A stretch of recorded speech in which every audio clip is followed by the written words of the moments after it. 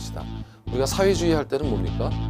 개인보다는 공동체를 우선하는 인간 생활의 개선을 목적으로 부동산 문제 등의 해결을 하기 위한 방법을 찾는 시장은 굉장히 효율적이거든요.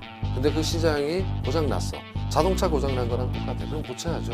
네. 시험과 관련된 부분을 지금부터 돌아가 보시면 되겠습니다. 안녕하십니까. 자, 이번 시간은 7강.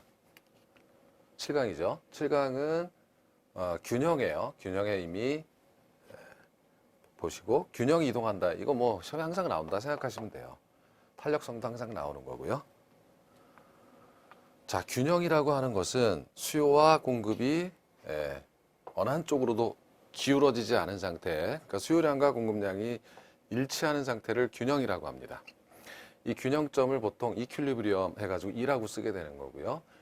즉 균형인 시장은 수요와 공급이 일치된 상태인 시장, 그때 균형 수량이라고 하고 그때의 가격을 균형 가격이라고 한다.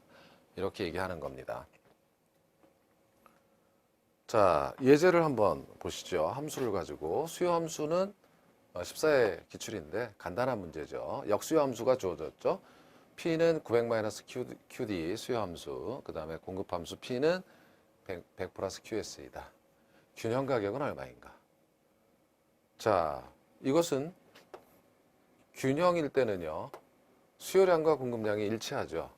그래서 이것은 P는 900-QD, P는 100 플러스 QS 이렇게 주어져 있는 상태에서 QD로 정리해서 쓰면 넘어가고요. 900-P 수요 함수로 정리해 보면, 그리고 QS로 정리해 보면은 P- QS니까 여기 넘어가서 마이너스 100이 되겠죠. P-100 이렇게. 그러면 균형 상태에서는 수요량과 공급량이 일치하는 거죠. 이거 갖다가 놓고 풀면 되는 거예요. 수요량과 공급량이 일치하니까 수요량과 공급량이 일치한다. 즉 900-P는 P-100 이렇게 일치하는 거고, 넘어가면 2P고 넘어가면 플러스 100이 되니까 1000이 되죠. 따라서 균형 가격 P는 500이다.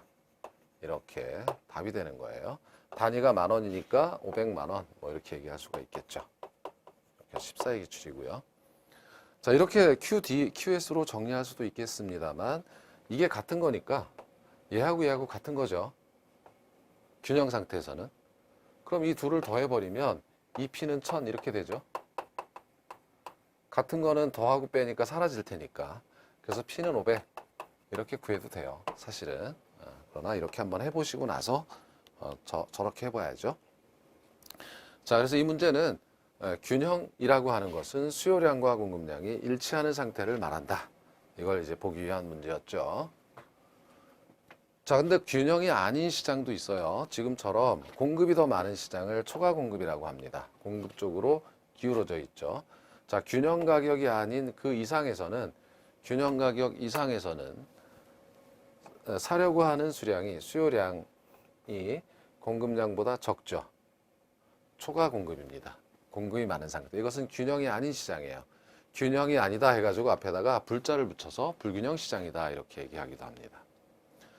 반대로 수요가 더 많은 경우에는 초과 수요라고 해요. 자, 바로 여기에 있죠. 초과 수요.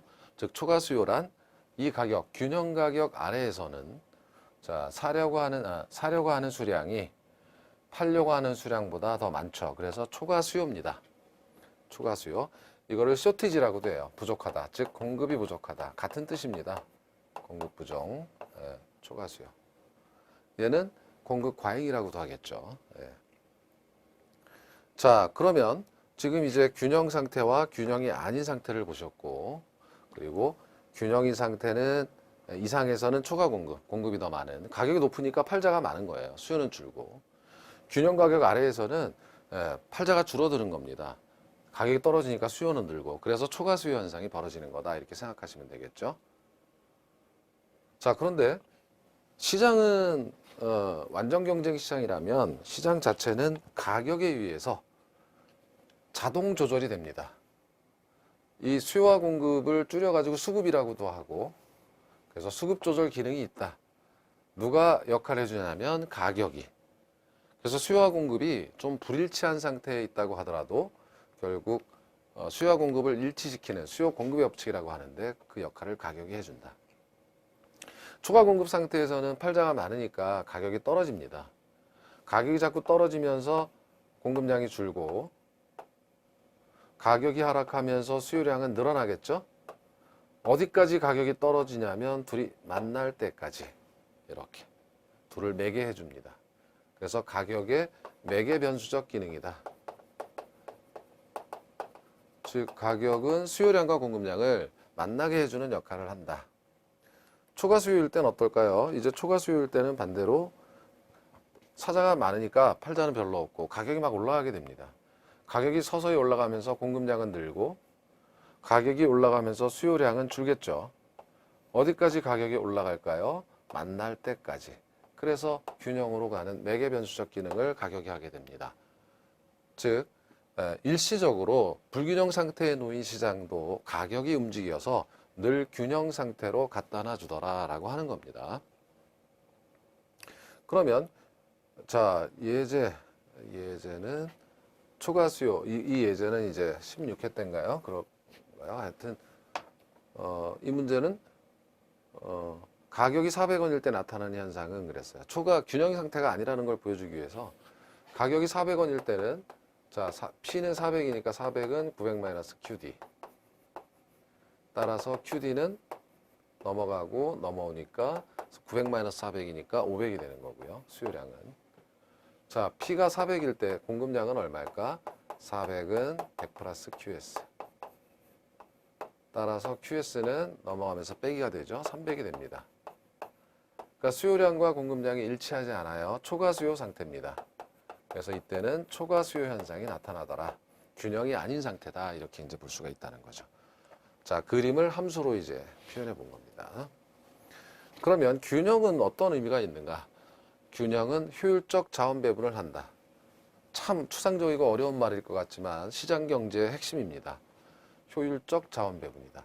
효율적이라고 하는 뜻은 사용한 노력에 대해 얻은 결과가 결과 쪽이 큰 모양이다. 이렇게 사전적으로 정의되어 있거든요. efficient, 효율적이다. 효율은 본받을 만한 비율이다. 이런 뜻이기도 하고 한자를 굳이 그대로 표현해 보면 그러니까 자원 배분량이 가장 이상적이라는 거죠. 그거를 시장이 알아서 해주겠다 이거예요. 이상적이라는 것은 뭐냐면 사회 전체의 총잉여가 극대화된다. 균형 상태에서 이런 의미가 있다는 거죠. 도대체 이게 어떤 말인지 생각해 보기로 해요. 자, 소비자 잉여와 생산자 잉여를 들어보실 필요는 있죠. 우리가 수요 공급 이론을 배우면서 이걸 안 할 수는 없는 거죠. 개념 자체를. 수요 곡선의 의미를 한번 생각해 보면 수요 곡선이라는 것은 자, 이렇게 우하향하는 거죠. 우하향한다는 것은 가격이 떨어질수록 사려는 사람이 많아진다라는 뜻이죠. 수요 법칙이에요. 가정하기를 한 사람당 한 개의 물건을 산다고 가정해봐요. 물건을 산다 라고 하는 가정입니다. 그러면 80번째 소비자는 80번째 사람은 1,100원까지 기꺼이 사려고 한다. 그래서 수요 곡선의 높이 자체는 특정 소비자의 지불용이 최대 지불용이 금액이에요. 수요자 지불용이 금액이다. 수요자의 지불용이 금액 여기까지만 한 거예요. 이건 보지 마시고 이 수요 곡선의 의미다 이겁니다. 자, 가령 100번째 소비자는 이제 1,000원까지 기꺼이 지불하려고 사려고 할 것이다 라는 겁니다. 그래서 수요 곡선이 우하향하는 이유는 가격이 떨어질수록 더 많은 사려는 사람이 새로 추가돼서 나타난다는 거죠. 그러니까 100번째 소비자는 1,000원 이상에서는 안 사지만 80번째 소비자는 1,100원까지도 기꺼이 사려고 한다 이 뜻입니다. 그래서 가격이 떨어지면 더 많은 사람들이 사려고 나타나겠죠. 이런 가정하에 이것이 수요 곡선의 의미다. 자, 그런데 시장 균형이 1,000원에서 결정됐다고 가정해보면 80번째 소비자는 이득을 얻었어요. 어떤 이득을 얻었냐면 실제 지불하려고 하는 금액은 1,100원, 지불용의 금액은 1,100원이었는데 실제 지불한 금액은 1,000원에 거래됐기 때문에 실제로 지불한 금액은 1,000원입니다. 그 나머지 차이 금액 100원이 이 붉은 선으로 표시된 100원이 80번째 소비자가 시장을 통해서 얻는 이익이었어요. 이것을 소비자 잉여라고 합니다. 즉 다시 말해서 시장이 없었다면 80번째 소비자는 내가 스스로가 사람을 찾아서 아유 1,100원 줄게 파실래요 해가지고 1,100원에 샀을 텐데 마켓이 존재하는 바람에 1,000원에 거래가 되는 바람에 100원 싸게 살 수 있었다 이겁니다. 되셨죠? 소비자가 얻는 잉여. 그런데 지금 여기서 거래량은 100입니다. 1,000원보다 싸게 사려고 하는 사람들은 이 물건의 거래에 참여할 수가 없었어요. 여기 100명까지가 다 참여한 겁니다.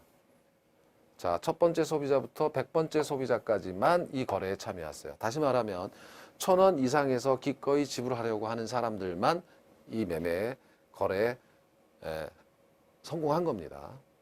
그러면 이걸 세분해 보면 자, 여기 첫 번째부터 100번째까지 이 빗금친 이 부분 전체 면적이 이 왼쪽 면적이 소비자 전체가 얻는 잉여가 됩니다. 그래서 소비자 잉여의 면적은 균형 가격 이상에서 빗금친 이 삼각형 부분, 붉은색으로 된 이 부분이 소비자 전체가 얻는 잉여다 라는 겁니다. 자, 그러면 생산자 잉여도 있는가? 생산자 잉여가 있어요. 자, 지난 시간에 공급 곡선을 얘기할 때 기억이 나실지 모르겠는데 이게 이응극대화를 위해서 공급량이 증가하면 기꺼이 가격이 상승하면 어떻습니까? 한계 비용과 한계 수입을 일치시켜야 하니까 공급량을 늘린다 이런 말씀을 드렸는데 이 공급 곡선 자체가 한계 비용 곡선이다 그랬죠. 자, 공급자도 마찬가지로 한 사람당 한 개의 물건을 판다라고 가정해 봐요.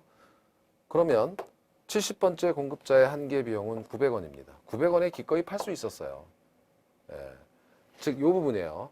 공급자의 비용입니다. 공급 가능 가격이에요. 이 공급 곡선의 높이는 한계 비용 곡선이라고 그랬죠. 70번째. 900원에 기꺼이 팔려고 했을 거예요. 이 앞에 건 아직 안 나왔어요. 자, 그러면 100번째 공급자는 1,000원에 기꺼이 공급할 수 있다. 한계 비용이 기업마다 다르겠죠. 100번째 공급자는 1,000원이 한계 비용이었어요. 비용이 1,000원이었어요. 자, 그런데 실제 수요 곡선과 만나서 균형이 형성되고 그 균형 가격이 1,000원이었다고 가정해 보면 70번째 공급자는 자, 공급자의 비용 900원에서 900원이었는데 실제로 판 금액은 1,000원이었죠. 시장 때문에 실제로 판매한 금액 1,000원. 그 차액인 노란색으로 표시된 100원만큼의 이익을 얻었어요. 이 잉여를 생산자 잉여다 이렇게 얘기하는 겁니다. 그런데 지금 이 거래에 참여한 공급자는 1,000원 이하에서 공급하려고 했던 한계 비용이 1,000원 이하인 공급자들로만 구성되어 있습니다. 100번째 이상 공급자는 이 거래에 참여할 수가 없었어요. 그렇다면 자, 첫 번째 공급자부터 100번째 공급자까지가 시장 때문에 더 높은 이 점선 높이만큼이 잉여죠, 잉여. 더 높은 가격을 받고 판 겁니다. 따라서 이 전체의 면적이 생산자 잉여다 이렇게 얘기를 할 수가 있는 겁니다. 그러면 자, 균형 상태에서는 소비자 자, 지금 이 그림을 보시면 균형 상태에서는 이 윗부분이 소비자 잉여였었죠. 그러니까 소비자 잉여와 생산자 잉여의 합이 사회적 총 잉여가 되는 거고 이것이 균형 상태에서 극대화된다라는 얘기였어요, 아까. 그러면 균형이 아닌 상태를 한번 보죠. 균형이 아닌 상태는 자, 일단 초과 수요인 상태를 봅니다. 균형이 아니라 초과 수요인 상태에서는 900원 가격이 900원인데 900원일 때 사려고 하는 사람은 팔려고 하는 사람 공급량은 70이고요. 900원일 때 이게 수요 곡선이니까 사려고 하는 사람은 130입니다. 물건은 70개가 있는데 130명이 각각 하나씩 사려고 한다면 거래량은 130이 될 수가 없죠. 몇 개까지밖에 안 돼요? 70개만 공급이 될 거예요. 그러면 거래에 참여한 사람들은 70밖에 되질 않아요. 자, 거래한 사람 70명의 공급자가 얻는 생산자 잉여와 70명의 소비자가 얻는 소비자 잉여의 합이 이만큼이에요.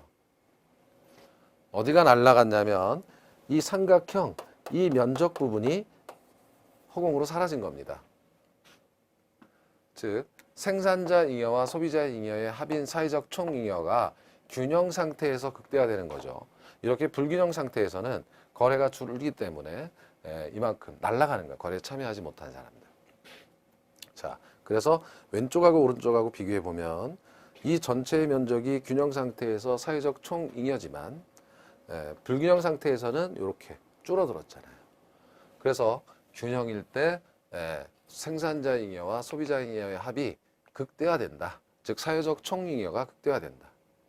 근데 걱정할 게 없는 게 시장에서는 좀 전에 배우셨던 가격 조절 기능이 있어서 언제나 균형 상태로 갖다 주잖아요. 이것을 가격의 자동 조절 기능이다 아까 말씀드렸죠. 그러니까 가격의 자동 조절 기능이 있기 때문에 매개 변수적 기능이 있기 때문에 즉 수요와 공급을 만나게 이렇게 만들어 주기 때문에 시장은 그냥 내버려둬도 된다. 자유방임이다. 그죠? 자, 이 가격이 보이지 않는 손이다. 아담 스미스의 보이지 않는 손이 바로 가격입니다.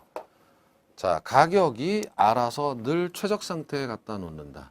그래서 정부가 개입할 필요도 없다. 이것이 아담 스미스 고전학파적 생각이에요. 경제학설사로 따지면 그것이 자유방임의 어떤 사상적 근거가 되는 거고 이것이 현대에서는 신자유주의라고 불리는 거죠. 미국 중심의 시장에 맡겨라. 뭐 이런 건데. 자, 어찌됐든 시장이라는 건 완벽할 수 있다. 시장이 완전 경쟁 시장이라면 비합리적이지만 않다면 이런 논리가 가능하다라는 겁니다. 자, 그런데 그 균형은 항상 가만히 있진 않아요. 균형은 늘 움직입니다. 왜냐하면 수요곡선이나 공급곡선이 이동하게 되면 그럼 어떻습니까? 균형이 변하겠죠? 그래서 그 균형의 변화 방향이 아주 빈출 시험 문제예요. 수요곡선이 이동하는 이유는 가격 이외에 다른 요인이 변했기 때문에 공급곡선도 마찬가지죠. 자, 수요의 증가라는 것은 수요곡선이 오른쪽으로 이동하는 겁니다. 수요곡선이 오른쪽으로 이동한다면 자, 다시 볼까요? 여기 실선 노란색에서 점선 노란색으로 간다면 가격은 상승하고 여기 빨간색 가격은 상승하고 수량은 증가했죠. 균형이 바뀌었어요. 균형이. 그러니까 균형이 바뀐다는 이유는 어떤 거냐면 자, 만일 이것이 1970년대 한국의 자동차 시장이다. 그러면 2016년 자동차 시장과 같을 수는 없죠. 이 사이에 가령 다른 조건이 일정하다고 가정하고 소득이 크게 증가했다면 자동차에 대한 수요가 자동차에 대한 수요가 증가했겠죠. 그럼 시장 균형 상태는 자동차 가격도 오르고 자동차 자원 배분량, 생산 소비되는 양도 늘었을 거예요. 이것이 균형의 이동을 하는 의미입니다. 시장이 이렇게 변한다라는 거죠. 자, 수요가 감소한다면 어떻게 됐을까라는 걸 보기 전에 수요 증가는 결국 이렇게 되는 겁니다. 이렇게 생각하셔야 돼요. 수요가 증가했다는 것은 사자가 늘었으니까 이 그림을 안 봐도 가격은 오르는구나. 이렇게 생각하시면 된다 이거예요. 그러면 수량이 증가한다는 것은 이 기준점, 원래의 균형을 기준점으로 수직선으로 세워서 수요곡선이 오른쪽으로 가니까 공급곡선이 우상향하는 한 새로운 균형점은 원래보다 오른쪽으로 이동했을 것이다. 그렇죠? 어떤 경우든. 따라서 균형 수량은 증가한다. 이렇게 생각하시라는 거예요. 이 그림의 의미는. 다시 한번. 수요가 증가한다면 사자가 늘어서 가격이 오르고 수요곡선이 오른쪽으로 이동한다면 공급곡선이 우상향하는 한 새로운 균형점은 원래보다 오른쪽에 놓이기 때문에 균형 수량은 증가한다. 이렇게 생각을 하시면 시험 문제를 빨리 풀 수 있다. 이렇게 되는 거죠. 이번에 수요의 감소, 원래의 균형 상태에서 수요가 감소했다라는 거예요.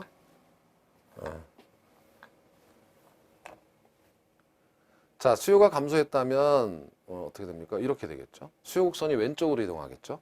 수요곡선이 왼쪽으로 이동한다는 것은 가격은 하락하고 균형 가격은 하락하고 자, 수량도 이렇게 감소했다는 거겠죠. 균형 수량도 감소했다. 이런 뜻입니다. 그래서 이렇게 균형이 이동한다라는 겁니다. 비디오 가게 생각해 보면 가령 90년대만 해도 비디오 가게 많았죠. 비디오에 대한 수요. 비디오. 지금 비디오 가게 없어요. 거의. 그러면 자, 수요가 감소해서 비디오 시장은 가격도 떨어지고 거래량도 확 줄었다. 뭐 이렇게 볼 수가 있겠죠. 예. 이렇게 이제 시장의 균형의 이동을 이렇게 보는 겁니다. 자, 이걸 판단할 때 이렇게 하자는 거죠. 사자가 줄었어? 그럼 그림 안 봐도 가격은 떨어진다. 그리고 수요의 감소는 수요 곡선이 왼쪽으로 이동했을 거고 그러면 공급 곡선이 우상향하는 한 수요가 감소했다는 뜻은 어떤 뜻입니까? 수요 곡선이 왼쪽으로 갔다는 것은 원래의 균형점이 새로운 균형점이 원래의 균형점보다 왼쪽에 위치해 있을 것이다. 감소니까. 왼쪽으로 갔다면 균형 수량은 당연히 감소하는 것이다. 라고 이제 정리를 하시자라는 거죠. 이번엔 공급을 봐요. 자, 원래 균형 상태에서 공급이 증가했다. 가령 아파트 기술력이 발전했다. 아파트 건축 기술이 발전하면 다른 조건이 일정할 때 공급이 크게 증가합니다. 그러면 자, 가격은 떨어지고 수량은 증가했죠.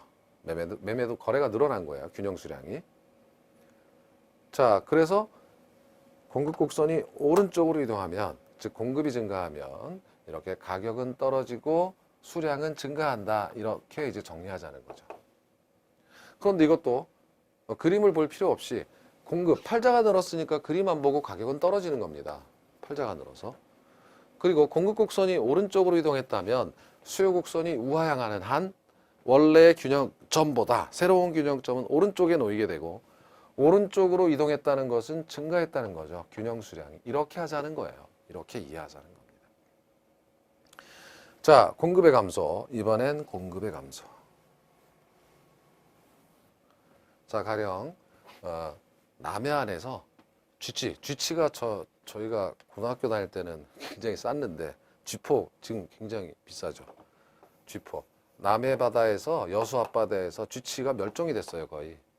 그러니까 쥐포의 천적인 해파리가 그냥 막 살아나고, 어쨌든 쥐포의 공급량이 줄었다 그러면 공급 곡선이 왼쪽으로 이동해서 가격은 크게 뛰겠죠. 그리고 거래도 줄겠죠. 이런 거예요. 자, 따라서 공급의 감소는 가격을 올리고 수량도 균형 수량도 줄인다. 쥐포 거래도 줄고 가격도 오르고 이렇게 하는 거예요.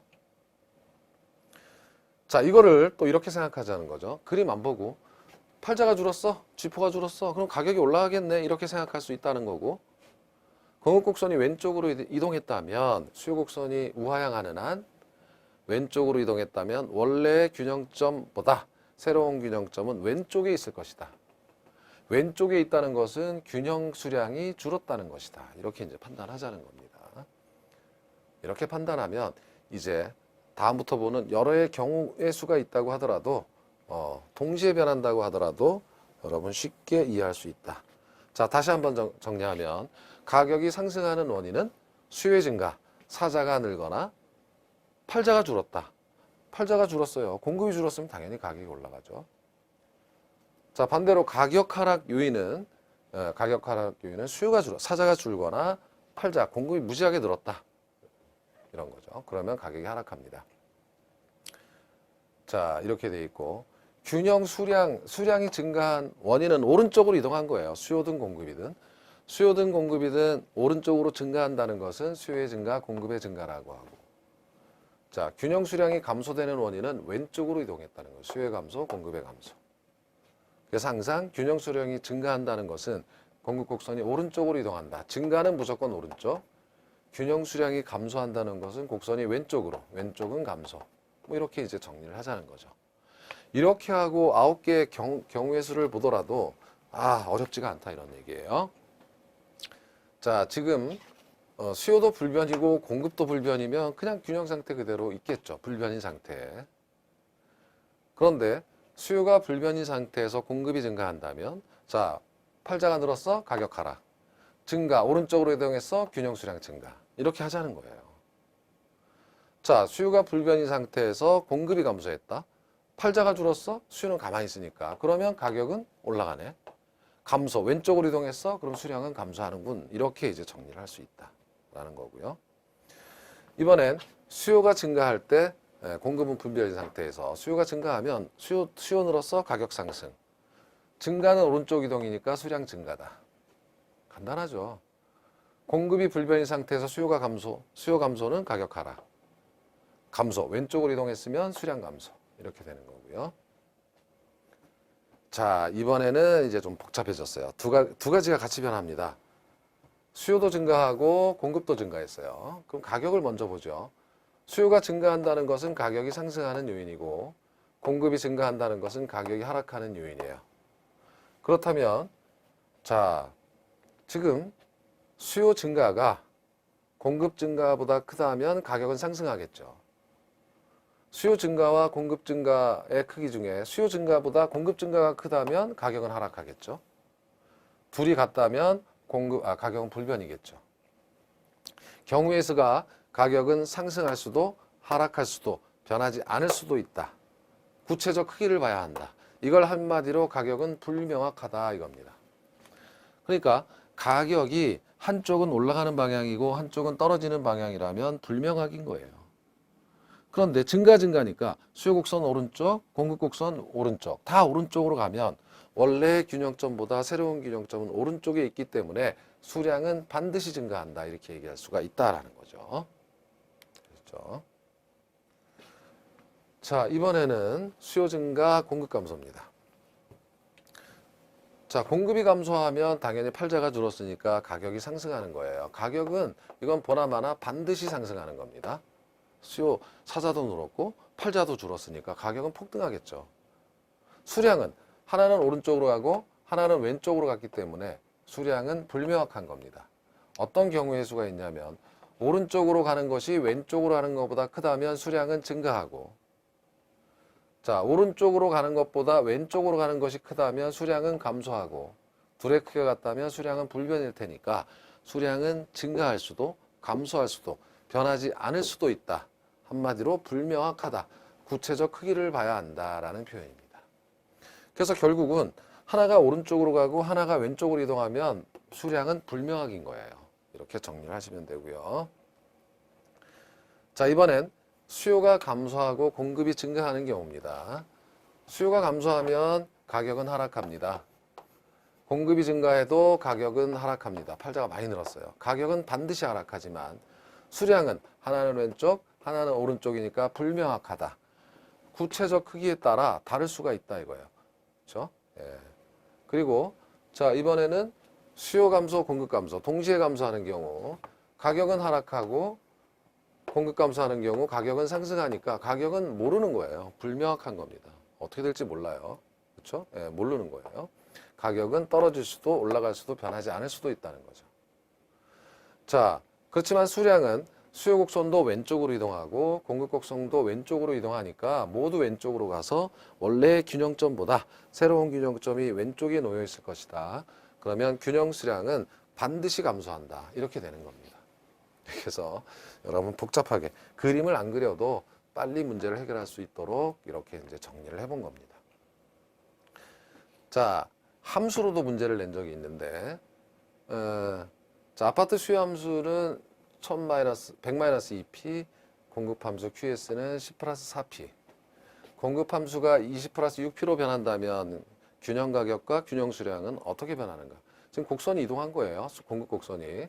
자, QD는 원래 100-2P고 QS는 10+4P인 상태에서 공급 곡선이 변한 거죠. QS는 20+6P로 변한 겁니다. 함수로 주어진 거예요. 수요 함수는 그냥 그대로 있고요. 100-2P. 자, 그러면 이게 원래의 균형점, 이게 이동한 균형점. 그러면 균형 가격을, 균형 수량을 구해보면 되죠. 균형 상태에서는 수요량과 공급량이 갖다 놓고 두 번 풀면 되겠죠. 한 번, 두 번. 그러면 100-2P는 10+4P가 되니까 넘어가면서 6P가 되고 6P는 90이 됩니다. 따라서 P는 6일은 6, 6, 5, 30 이렇게 되죠. 그럼 Q는 어떻게 될까요? 아무데나 대입해도 균형 상태에선 같겠죠. 수요량과 공급량이 일치하니까 100에서 30을 빼면 70이 됩니다. 여기 10에서 4 곱하기 10은 60이니까 더해도 70이 되는 거 맞죠? 자, 여기서 한 번 더 풀어봐야 돼요. 100-2P는 20+6P가 되고, 이제 요게 변한 겁니다. 공급이. 넘어가면 8P가 되고, 8P는 넘어가면 빼기가 되니까 80이 돼서 P는 10이 됩니다. 그럼 Q는 어떻게 구할까요? 어디에 대입해도 균형 상태이기 때문에 같아지겠죠. 수요량과 공급량이. 100에서 20을 빼면 80, 20에서 60을 더해도 80. 그래서 Q는 80입니다. 자, 그러면 가격은 15원에서 자 10원으로 가격은 5원 하락하고 가격은 5원 하락. 수량은 70에서 80으로 10 증가. 10 증가했어요. 자, 이렇게 해서 이제 답을 구하면 되고 이런 계산 문제가 여러분 시험에 있다는 거죠. 그러면 우리는 여기서 무엇을 알 수 있는가? 자, 수요 곡선이 수요가 불변인 상태에서 공급이 증가했을까 감소했을까? 가격이 떨어지고 수량이 늘어났으니까 공급의 증가죠. 공급 곡선이 오른쪽으로 이동한 겁니다. 공급이 증가해서 가격은 떨어지고 오른쪽으로 왔으니까 수량은 증가한 거예요. 그래서 공급이 증가하면 이렇게 나온 겁니다. 자, 18회 기출문제를 풀어보시죠. 이러한 문제들이 자주 나오게 되기 때문에 자, 균형의 이동. 특정 지역에 있는 아파트 임대료를 상승시키는 요인. 강력 범죄율 하락하면 수요가 증가하니까 수요 증가는 가격을 상승시킵니다. 녹지 공간이 확충되면 역시 수요가 증가되기 때문에 임대료가 상승하고 해당 지역과 대체 관계에 있는 인근 주거 지역에 쓰레기 소각장 설치했어요. 그럼 이 지역에서 해당 지역으로 이동해 오겠죠? 수요가 증가합니다. 자, 소비에 있어서 아파트와 보안 관계에 있는 재화의 가격이 상승하면 보완제의 수요가 줌과 동시에 해당 재화의 수요도 함께 줄죠. 보완제는 수요 공급의 방향이 같으니까 수요가 함께 주는 거예요. 줄면은 임대료가 하락하죠. 수요가 감소했기 때문에 4번이 틀린 거예요. 5번 소비에 있어서 해당 아파트와 대체 관계에 있는 주거용 오피스텔의 일부 철거로 그러면 공급이 감소했을 거고 대체재 그럼 대체재의 가격이 상승하고 그렇죠? 여기 재고량 감소. 대체재의 가격이 상승하면 대체재에서 이탈해서 해당 지하인 아파트로 수요가 증가하겠죠. 그래서 4번을 제외한 나머지는 다 수요의 증가이므로 임대료를 상승시키는 요인이라서 맞는 거고 4번은 틀렸다. 이렇게 이제 보시면 됩니다. 자, 20회 문제는 굉장히 간단한 문제인데 다음 사무실 수요 및 공급표에서 균형 임대료와 균형 거래량을 했어요. 그러면 균형 상태에서는 수요량과 공급량이 같아야 되고 같은 건 이거 딱 하나밖에 없어요. 바로 보입니다. 6만 원 80제곱미터 이렇게 고르시면 돼요. 자, 16회 어떤 지역 아파트 시장 균형 가격을 하락시킬 수 있는 요인은 다른 조건 불변이다. 다 대체주택에 대한 수요 감소는 대체주택에서 해당 아파트로 수요를 증가시키겠죠. 그러니까 아파트의 가격이 올라가는 겁니다. 아파트 주변 환경의 개선도 수요 증가고요. 건설 진보로 인한 생산성 향상은 공급의 증가. 공급의 증가는 균형 가격을 하락시키죠. 그러니까 이게 맞는 겁니다. 자, 가구 소득의 증가는 수요 증가니까 가격이 상승하는 거고요. 인구 유입 증가도 수요가 증가하는 거예요. 3번을 제외한 나머지는 수요가 증가해서 가격이 상승하는 거고 3번만 가격 하락. 17회 어떤 지역에서 토지 공급량 QS는 300이다. 토지 시장의 수요 함수가 QD1은 500-2P에서 QD2는 450-2P로 변한다면 균형 가격은 어떻게 변하는가? 자, 공급량은 변함이 없으니까 같고요. 두 번 풀면 되죠. 그러면 300은 500-2P. 2P는 200. 2P는 200. P는 100. 자, 여기서도요. 이렇게 풀면 300은 공급량과 수요량 450-2P가 같다. 따라서 2P는 150 넘어가고 넘어오고 P는 2714, 250, 75. 그럼 100원에서 75원으로 25 하락 이렇게 돼야 되겠죠. 답이 1번이 되는 겁니다. 문제가 많아요. 굉장히 많죠. 균형의 이동이. 아파트 신축에 필요한 원자재 가격이 하락했을 때 아파트 임대료의 변화를 경제학적 관점에서 경제학이 나왔어요. 단기와 장기로 나누어서. 자, 경제학적 단기 장기. 이 말은 단기에는 원자재 가격이 하락해도 공급이 불변입니다. 이 뜻이에요. 그러면 단기에는 원자재 가격이 다시 원자재 가격이 하락할 때 생산량이 늘어나는 것은 장기에 늘어나요. 그러니까 장기에는 공급이 증가하고 단기에는 공급이 불변이라는 거예요. 그게 경제학적 관점이라는 뜻입니다. 생산 설비를 막 새로 추가하고 건설하는 건 오래 걸리기 때문에. 그러면 자, 다른 조건은 일정하다 했으니까 단기에는 공급이 불변하니까 임대료가 변하지 않지만 장기에는 공급이 증가해서 임대료가 하락하겠죠. 그래서 단기에는 변화 없음, 장기에는 임대료 하락. 이렇게 고르시면 되는 문제예요. 19회. 너무 많이 푸나요? 근데 지금이 아니면 문제를 풀어드릴 기회가 별로 없어서 심화 이론엔 또 다른 걸 해야 되기 때문에 자, 우하향하는 수요 곡선과 우상하는 공급 곡선을 갖는 아파트 시장에서 수요가 증가하고 공급이 감소한다. 자, 이제는 보세요. 수요 증가, 공급 감소 딱 쓰고 바로 할 수 있어요. 가격은 어때요? 사자가 늘었으니까 가격 상승, 팔자가 줄었으니까 가격 상승, 가격은 반드시 상승한다. 균형 가격은 상승하고 이 중에 하나고요. 그 다음에 수요가 증가했으니까 얘는 오른쪽으로 이동했고 공급이 감소했으니까 얘는 왼쪽으로 이동했기 때문에 수량은 원래 균형점보다 왼쪽에 있을지 오른쪽에 있을지 그 변화를 알 수가 없습니다. 그래서 답이 5번이 되는 거예요. 이렇게 쉽게 풀 수가 있겠죠. 자, 26회 문제도 아까 보신 문제와 거의 유사하게 17회 문제가 낸 거예요. 문제가 돌고 돌아. QS는 3P이고 시장 수요함수 QD1 뭐 이거 같은 문제였죠. 숫자만 바꿨어요.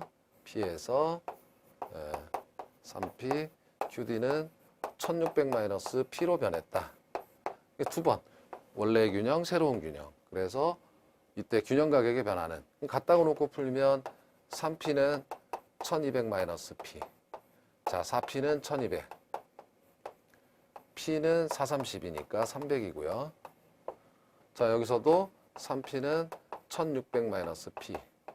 4P는 1600. 그러니까 P는 446, 400이니까 자, 가격이 100원 올랐다 이겁니다.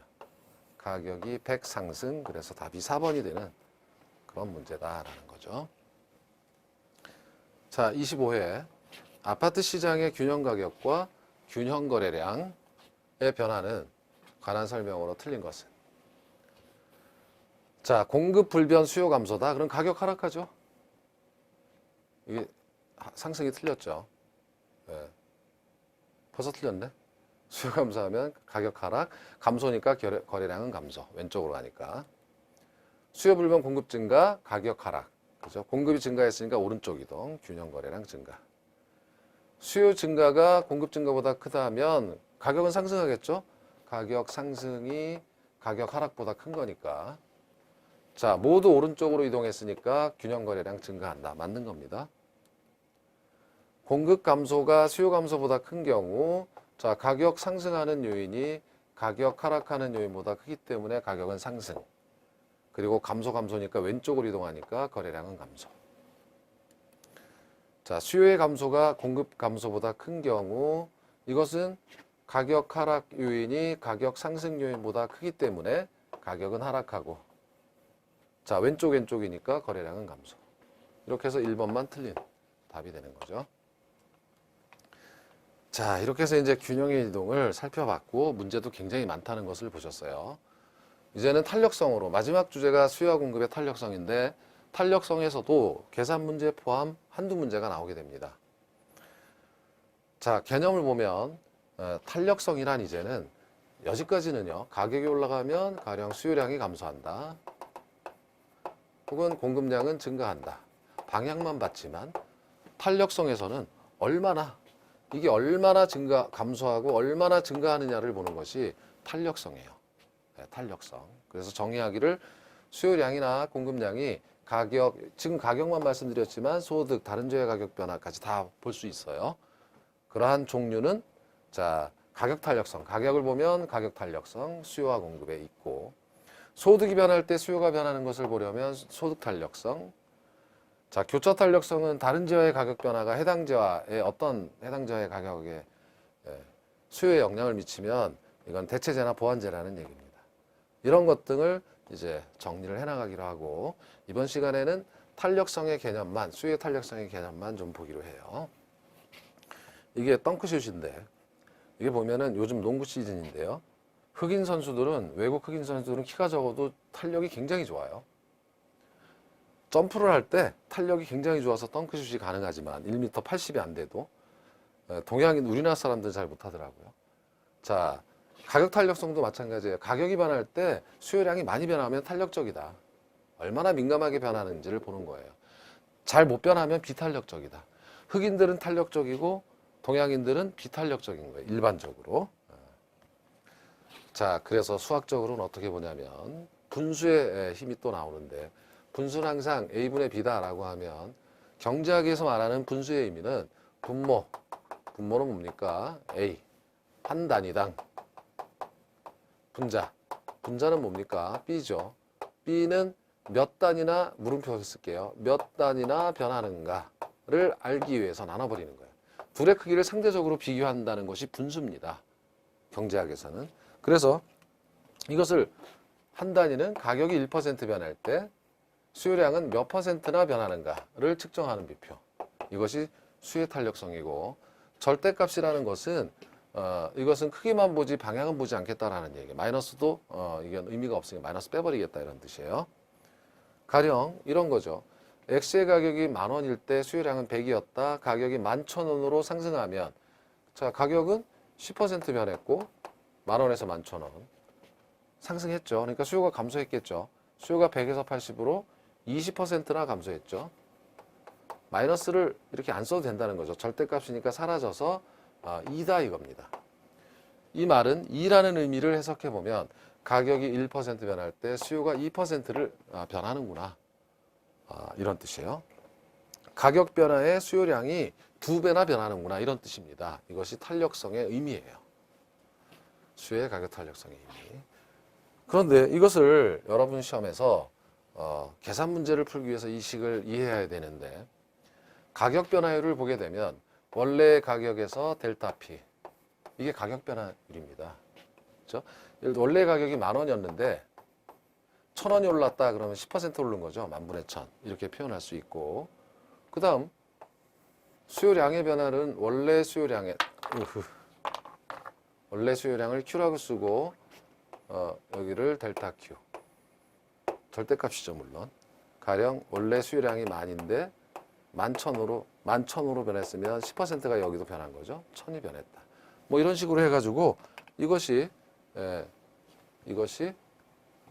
가격 변화율 분의 수요량의 변화율에서 공식이 되는 건데, 이거 복잡하니까 이게 4층을 2층으로 만들어서 이렇게 곱해서 분모로 갑니다. 델타 P 곱하기 Q, 이렇게 맨 마지막 거 곱해서 분자로 갑니다. 델타 Q 곱하기 P 이렇게. 자, 요거는 절대값이니까 이렇게 여기를 묶어서 이렇게 나누어서 곱하기로 돼. 이런 식이 된 거예요. 그래서 탄력성의 공식을 기억하셔야 되는데, 기억하실 때는 델타 P분의 하면 끝났다.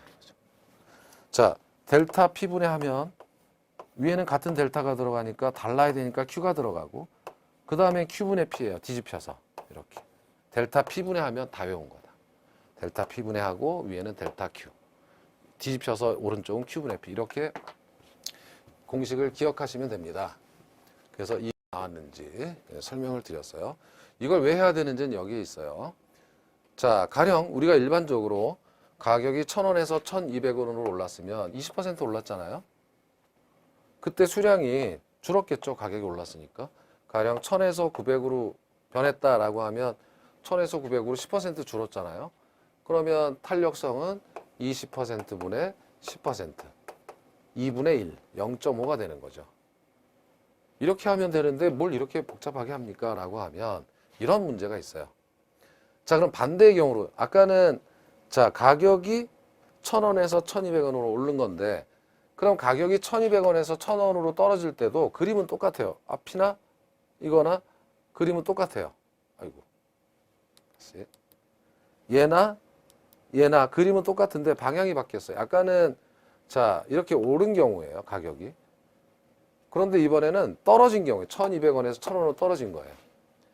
잘 보시면 자, 1,000원에서 1,200원으로 오른 것은 20%가 오른 거지만 1,200원에서 1,000원이 빠진 것은 20%가 빠진 게 아니에요. 20%는 240원이니까 1,000원이 안 돼야 되겠죠.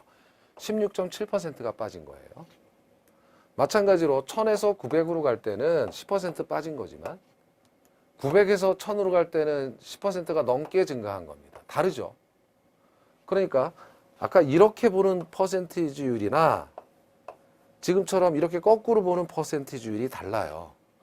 그러니까 최초의 값을 기준으로 하느냐 최종의 값을 기준으로 하느냐에 따라서 탄력성 계산이 달라진다 이 뜻이에요. 그러니까 이렇게 될 때는 델타 P분의 델타 Q 자 이렇게 한다는 거죠.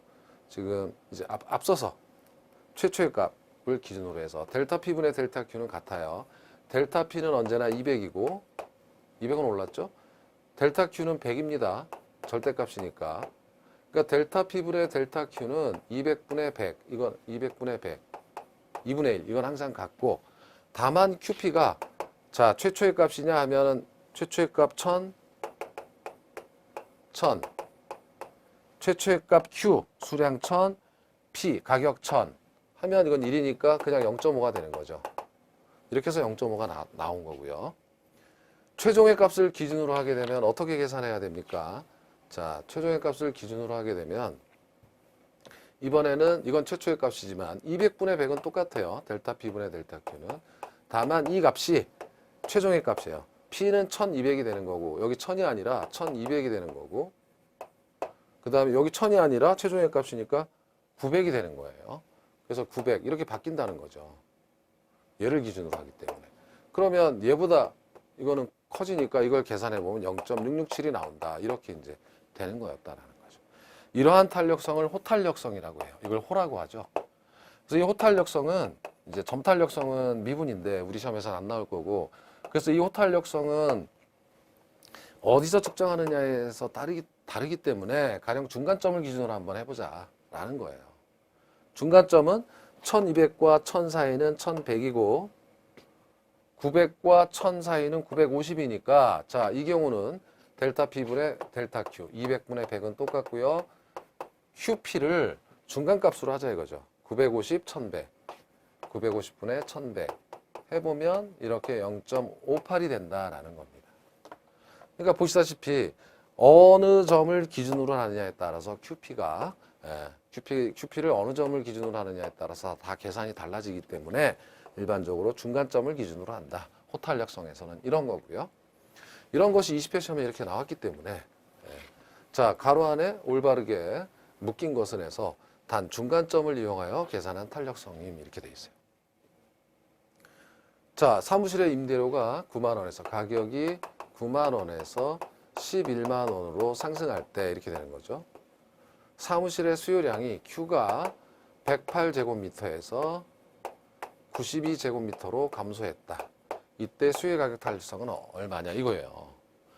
자 그러면 지금 델타 P는 얼마입니까? 델타 P는 2만 원 9만 원에 11만 원이니까 델타 Q는 마이너스 16이죠. 근데 마이너스 안 쓴다 그랬어요. 절대값이니까 16제곱미터. 그럼 우리 공식을 알고 있죠. 공식은 델타 P분의 2만 원분의 델타 Q 16제곱미터 곱하기 Q분의 P Q분의 P인데 이 QP의 중간점을 이용해라. 그러니까 여기 중간점은 10만 원 여기 중간점은 100제곱미터 그래서 위로 8 아래로 8 그렇죠? 그러니까 이것은 중간점은 여기가 Q가 100제곱미터고 그렇죠? 그 다음에 P가 10만 원 이렇게 되는 겁니다. 근데 이런 거는 다 이제 앞으로는 안 써도 돼요. 다 어차피 사라질 테니까. 이런 식으로 해서 다 지워집니다. 숫자만 쓰셔도 돼요. 그러면 2, 8, 16, 8 곱하기 100분의 10은 0.1. 이건 0.8이 되는 거예요. 자, 그래서 답은 0.8이 되는 건 얘밖에 없죠. 3번.